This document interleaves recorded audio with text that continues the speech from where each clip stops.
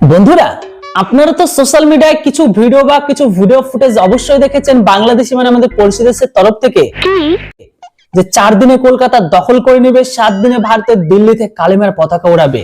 কি বলেন? আপনারা তো এদের শুধু ধমকি হামকি শুনেছেন সোশ্যাল মিডিয়াতে, কিন্তু এরা ভারত দখলের জন্য কতটা প্রস্তুতি বা প্রিপারেশন নিয়েছে সেই প্রিপারেশনটাকে দেখেছেন? আমি জানি আপনারা অনেকেই দেখেননি।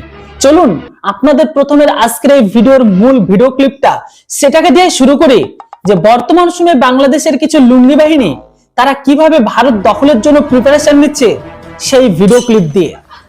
এই দেখুন।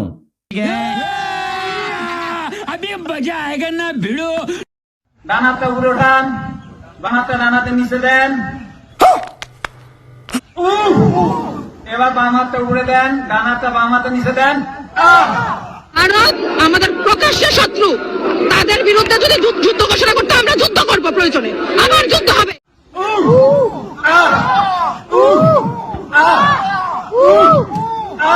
ये सब क्या देखना पड़ रहा है?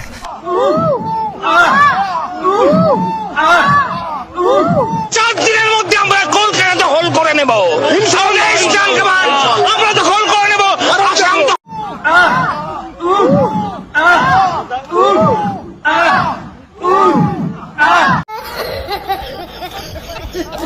তো বন্ধুরা, আপনারা তো দেখলেন যে বাংলাদেশের লুঙ্গি বাহিনী কলকাতা দখলের জন্য বা ভারত দখলের জন্য কিভাবে প্রস্তুতি নিচ্ছে।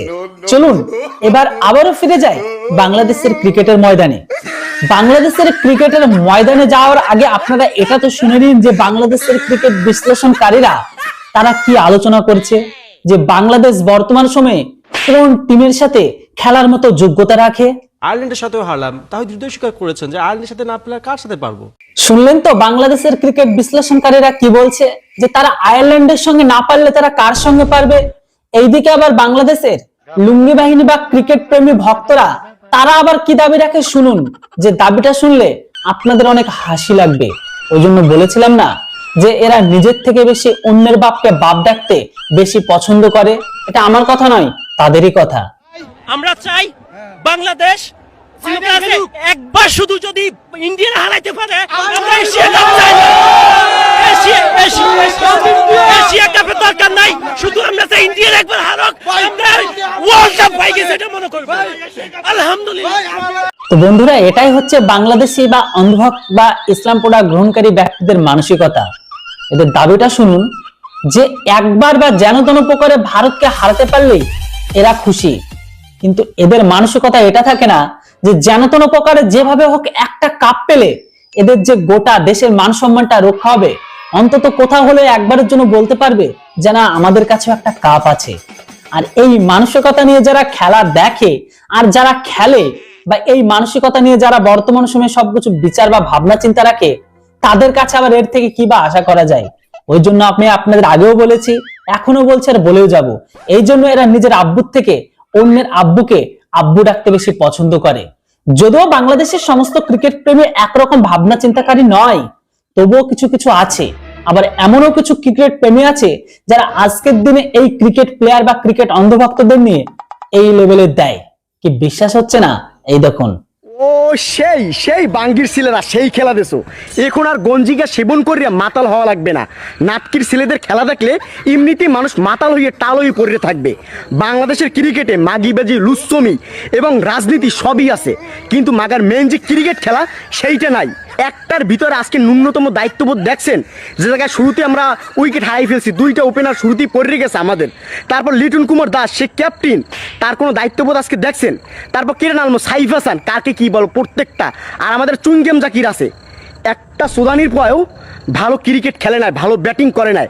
কাকে কি বলবো, ওপেনার বলেন, মিডল অর্ডার বলেন, লোয়ার অর্ডার বলেন, প্রত্যেকটা জায়গায় জঘন্য রকমের ব্যাটিং করছে। আজকে আমাদের ক্যাপ্টেন লিটন কুমার দাস মাঠের ভিতরে একটা কথা বলছিল, যে তোদের খেলা দেখে মনে হয়, তোকে ফিল্ডিং দেখে মনে হয় তোরা জীবনে ক্রিকেট খেলো না। সেই কথাটা আসলে স্টামের যে মাইক ওইটা শোনা গেছে, আমরাও কানে শুনতে পাইছি। ঠিকই ওই সুদানির পদের খেলা দেখে মনে হয় না যে ওরা কোনোদিন ক্রিকেটটা ঠিকঠাক মতন খেলছে। ওরা মনে করেন যে চাডামি করে গেছে, রাজনীতি করে গেছে। আর মনে করেন যে নারী ক্রিকেটে তো বর্তমান লুচ্চমির একটা অহরহ একটা বিষয় আসি। আমাদের জ্যোতি, আমাদের ক্যাপ্টেন, তাকে সবাই এখন বলে একটা বাংলাদেশের জাতীয় দলের ক্যাপ্টেন, তাকে এখন বলে রাতের খাবার। এইগুলো কিসের জন্য বলে? তার বিরুদ্ধে বিভিন্ন জঘন্য অভিযোগ আসতে দেখেই তো মানুষ বলার সুযোগ পাইছে। আমি বুঝি না বাংলাদেশ ক্রিকেট এগুলো কী চলতে আছে, মানে প্রত্যেক দিন আসলে মানে এই ধরনের কন্টেন্ট, এই ধরনের আসলে মানে যে আমরা কথা বলি এগুলো কি ওদের কানে যায় না, এইগুলো কি ওদের মাথায় ঢোকে না?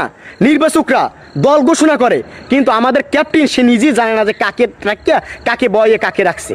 এই হলো বর্তমান বাংলাদেশের ক্রিকেট অবস্থা। কাকে কি বল ভাই, আজকে বাংলাদেশের ব্যাটিং দেখে মনে হয় যে বাংলাদেশে আসলে কোন টিম খেলতে আছে না, মনে করেন যে এই যে গুলিস্তানের পাড়ার টিম খেলতেছে, আমি বুঝি না কিছু। আর প্রত্যেকটার যা লাগে ভাই, এই শীত না, প্রচণ্ড শীত না, এখন মনে করেন যে বুড়িগঙ্গার পচা পানির ভিতরে প্রত্যেকটার মুখ চুবেই ধরা লাগে, তাহলে শুধু ওর ভিতরে ন্যূনতম একটা দায়িত্ববোধ হয়। আমার কিচ্ছু বলার নাই ভাই, আপনাদের যা বলার আছে কমেন্ট সেকশনে বলতে পারেন, কারণ ভাই আজকে বাংলাদেশের খেলা দেখা আমি খুবই হতাশ। আয়ারল্যান্ডের মতো একটা টিম, তাদের সাথে আমরা ফাইটটা করতে পারি নাই, ম্যাচ হারছে কোনো কষ্ট নেই, কিন্তু বাংলাদেশ যদি অরিজিনাল ফাইটটা করতো তাহলে মুন্ডার বুঝ দিতে পারতাম। ভাই কিচ্ছু বলার নাই, যা বলার আপনার কমেন্ট সেকশনে বলেন, আমার আর কিচ্ছু বলতে ভালো লাগতেছে না। তো এই হচ্ছে বর্তমান সময়ে বাংলাদেশের ক্রিকেটের অবস্থা। যদিও আমরা অ্যাজ এ ইন্ডিয়ান হিসেবে বললে অ্যাজ এ বাংলাদেশি ভিউয়ার্সদের প্রচন্ড পেছনে লাগে বা ব্যথা লাগে বা মনে কষ্ট লাগে, তবুও আবারও বলে দিতে চাই সকলকে যে খেলাটাকে খেলা হিসাবে দেখুন, এখানে হার জিত আছে, সবকিছু আছে, কিন্তু এখানে এই সমস্ত কিছু ঊর্ধ্বে গিয়ে এরা নির্দিষ্ট একটা জাতি বা জাতি তত্ত্ব দিয়ে সবকিছু বিচার করে। সো এখানে এদের কাছে থেকে এর থেকে বা কি বা আশা করা যায়?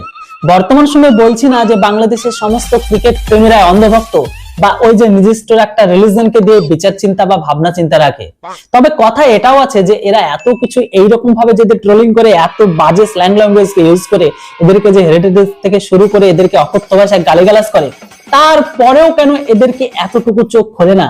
আরে ভাই খোলে রে, সবকিছু দেখে, কিন্তু কি করবে? ওই যে কথাই আছে না, একটা ভবন বলুন বা একটা বিল্ডিং বলুন, তার যদি নিচের ভিত শক্ত না হয় উপরের ভিত কি করে শক্ত হবে? গলদ রয়েছে ভাই cricket board, cricket team, cricket coach, গোড়ায় রয়েছে গলদ, উপরে সারিয়ে কি আর হবে ভাই? সারাতে হলে প্রথম থেকে সারাতে হবে। ওই জন্য আমি আপনাদের আগেও বলেছিলাম যে এই সমস্ত ক্রিকেট, এই সমস্ত কিছু তোদের জন্য নয়, তোরা একটা জায়গায় ভালো পারিস। সেটা কি বলতো? ওই যে আগের মতন দাদুর ছিল মেলা, বাপের আছে অল্প, আর এই নিয়ে বাংলাদেশিরা সবার সামনে দেয় সেটা ভরা গল্প। এটাই হচ্ছে বর্তমান সময়ের রিয়েলিটি। যদিও এখানে সেটা ভরা গল্প বলতে পারেন, আবার বলতে পারেন যে সেটা ভরা হারের গল্প, যেটাই বসাবেন সেটাই চলবে। তো এটাই হচ্ছে বাস্তবতা, আর বাস্তবতাটাকে যতদিন না বুঝতে শিখবেন ততদিন আপনারা এইভাবে নিরাশায় হবেন। আবারও বলে দিই, ওই 2-1 ম্যাচ জিতে ঈদের আনন্দ বা ঈদের সেলিব্রেট করে ওই আনন্দটা থাকে ক্ষণিকের, আপনি কাল ভুলে যাবেন, ঈদ চলে যাবে। কিন্তু কোন রকম ভাবে একটা কষ্ট করে একটা ম্যাচ জিতে কাপ আনতে পারলে আপনার থেকে আপনার পরবর্তী জেনারেশনের পর্যন্ত যে আনন্দ বা যে আপনাদের উল্লাসটা, সেটা সারা জীবন থাকবে। আপনারা সব জায়গায় মাথা উঁচু করে বলতে পারবেন না আমাদের কাছেও কাপ আছে। কথা একটু ভাবনা চিন্তা করে দেখবেন যে একদিনের ঈদের আনন্দ থেকে সারা বছরের ঈদের আনন্দটা খুশি না একদিনেরটা, বাকিটা আপনাদের ভাবনা চিন্তা। দেখুন বাংলাদেশের ক্রিকেট প্রেমীরা বা যারা বর্তমান সময়ে ক্রিকেট খেলে তারাই বা কি বলে। বিসিবি আমার সাথে সাপ লুডো খেলা শুরু করছে, আমিও দেখতে চাই বিসিবি কেমন খেলতে পারে। আমার অভিযোগ প্রমাণ করতে না পারলে শাউয়া মামা ফাটাই ফেলবো। আমি আর জাকের আলী একই রকম শোধনা খেলোয়াড়। আমাদের যারা মিডল অর্ডারে বা ফিনিশার হিসেবে ভরসা করবে তারা আরো বড় শোধনা। আমার জন্মই হয়েছে ঘরোয়া ক্রিকেট খেলার জন্য, আমাকে দ্বারা জাতীয় দলের হাল ধরা সম্ভব না। আমাকে ফিনিশার বানাইতে গিয়া ক্রিকেট ফিনিশ হয়ে যাবে। যাই হোক বন্ধুরা, আপনারা তো শুনে নিলেন যে বর্তমানে সময় বাংলাদেশের ক্রিকেটের সাথে যুক্ত প্লেয়াররা তারা কি বলছে। যাই হোক, এটা কমেডির জন্য হলো, ঠিক আছে, বাস্তবতাটাই তুলে ধরেছে। ওরাও না বলুক, বাট এর মাধ্যমে তো বলেছে। আবারও বলে দিই, আজকের ভিডিওটি বানানো হয়েছে অনলি ফর এন্টারটেইনমেন্ট পারপাসের জন্য। ভিডিও ভালো লাগলে ভিডিওটিকে লাইক করবেন, আর চ্যানেলটিতে প্রথমবারের জন্য হলে সাবস্ক্রাইব। আবার দেখা হচ্ছে, কথা হচ্ছে খুব তাড়াতাড়ি বাংলাদেশের নতুন একটি কমেডি আর রোস্ট ভিডিওতে। ততক্ষণ আপনারা সবাই ভালো থাকবেন, সুস্থ থাকবেন। Thanks for watching. জয় হিন্দ, বন্দে মাতরম।